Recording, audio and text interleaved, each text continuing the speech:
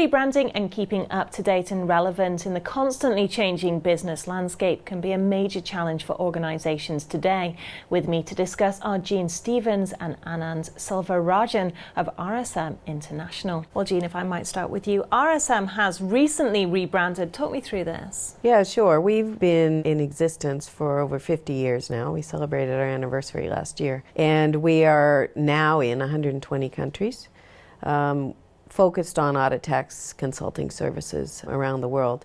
And we've been very close. All of our firms around the world are very close serving clients. But because we didn't have one global brand, we weren't really helping ourselves in terms of communicating how strong we were and how connected we were. Our natural strengths were in the relationships we have with our clients, how we serve them. And through that, we came with collaboration, understanding, and insight.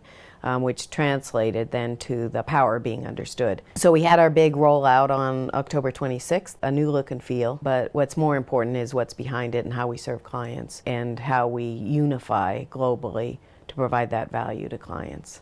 And Anand, how can people determine when's best to expand, and what's the pitfalls and indeed the opportunities? I suppose the thing is that an international expansion plan forms part of an overall growth strategy. And clearly some of the key benefits to growing internationally include diversifying your client base, generating new revenue streams, and even finding production efficiencies. I suppose one key pitfall is to merely go into a country because all your competitors are there. We found that it is key to have local trusted advisors on the ground that can help you navigate very exciting but quite often complex ways of doing international business. And Jean, you have talked about the importance of developing professionally in the employees of RSM in the network. Tell me more about this. You know, we're a people business and we serve our clients through our people. So it's absolutely critical that we attract and retain the best people. And then internationally, we have a lot of programs that help our members do that around the world.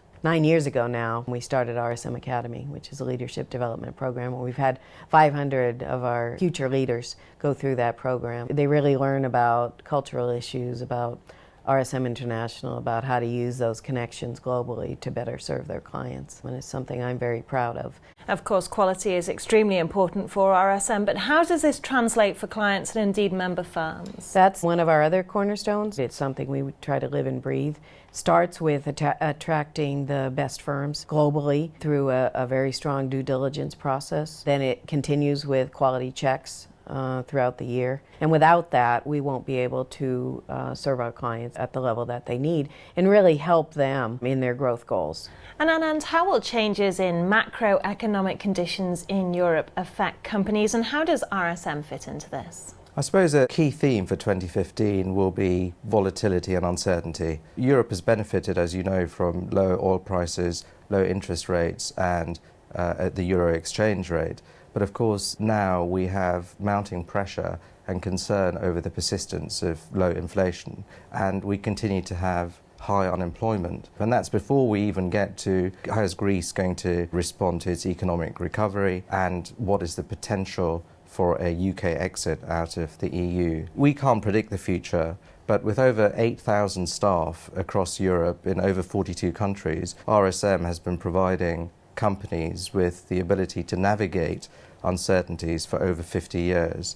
And we do that by providing insight, by providing understanding, and also by providing a global reach for those companies and clients to be able to succeed in challenging economic environments. Well, you mentioned the possible pending Brexit. How do you see this impacting business? We still don't have a clear date as to when that UK referendum is going to take place. That uncertainty is affecting businesses and impacting confidence for businesses across Europe. A recent European Business Award survey suggested that over 85% of European business leaders and over 85% of UK business leaders believe that a UK exit would impact European and UK businesses. It's worth remembering that the EU remains UK's largest market, and an exit could impact our credit rating, our growth potential, and of course our attraction as a centre for foreign investment. And Jean, finally, looking towards the year ahead, and how will you ensure the continued success of the network? We have a very strong global strategy that has been agreed by all of the firms. We pride ourselves on being very strong local players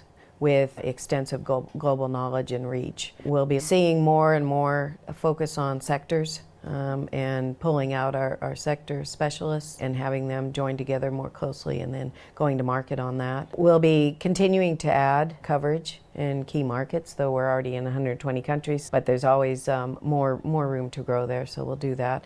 And then, of course, with our recent branding, making sure that all the companies in the wider world know about RSM, know what capabilities we have, and taking that message to them and then delivering on that consistently around the world. Jean, Anand, thank you. Thank you. Thank you, Jenny.